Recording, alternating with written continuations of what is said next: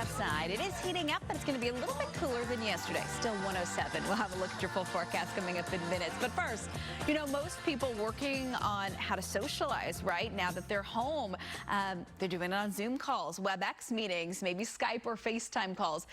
But does it have you wondering what someone's really thinking? Are they telling the truth? So how can you tell? How can you navigate all of this?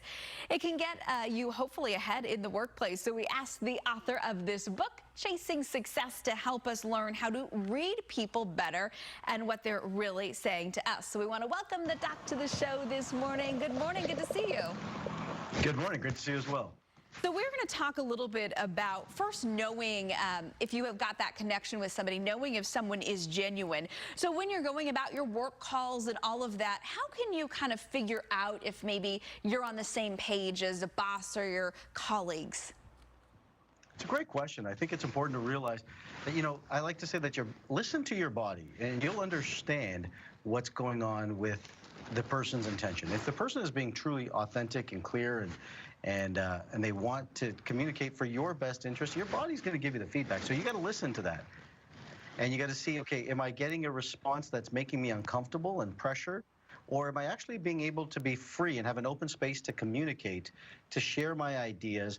Or is it a one-sided monologue that's being told to me? I think that's a wise place to start, at least.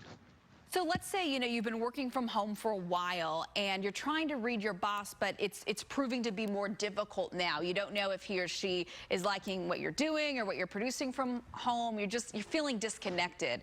What's a way to kind of get things on track? Well, I think, first of all, listen to the way they're talking to you. Number one, are they making eye contact? Are they looking at you directly? Or are their eyes swayed all over the place? Number two, are they really expressing concern about what's going on, or is it just about the bottom line? If they force decisions upon you, you're probably it's probably not a healthy communication relationship that's happening. And if they follow up with you to make sure that they really are getting the answers they're looking for, they're interested in finding out more information.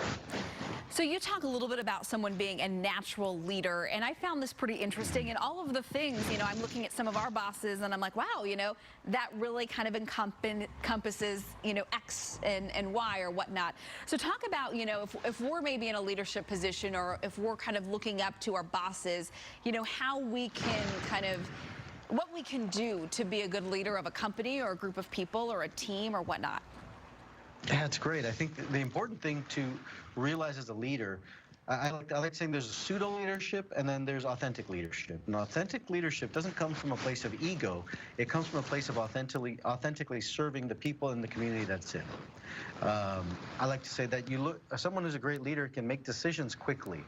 And they're never too busy to uplift others. When they look at people, they want to make them feel good. And they know that being able to make someone feel good actually makes them better at what they do, and they take full responsibility. Leadership is about taking full responsibility of the emotions, the actions, and the people around them, and they take those and they put them on their shoulders and help them get to the next level. Yeah, and bosses who admit mistakes too. You know, it shows, wow, if they can admit a mistake, then I can as well. How do you know if you can click with somebody? I mean, what's kind of the signs to know that, you know, man, we've got a connection, we've got a click, we've got a good thing going? I guess whether in work or in your personal life.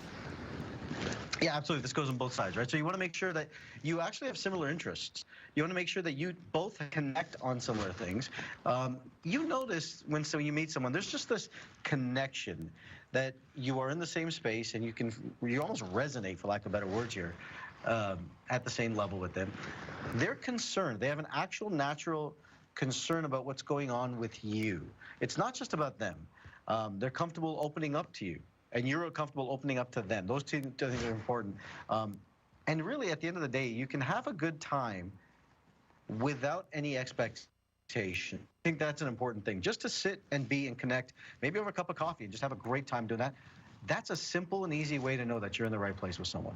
Yeah, especially during the pandemic. If you can just be cool hanging on the couch every night for the last 4 months, I think you've got a good thing going. Thank you so much. The book, Chasing Success, some great tips, I think, for all of us in the workplace about navigating, dealing with bosses, and some signs on ways we can be a good leader as well. Take care and be safe. Thank you.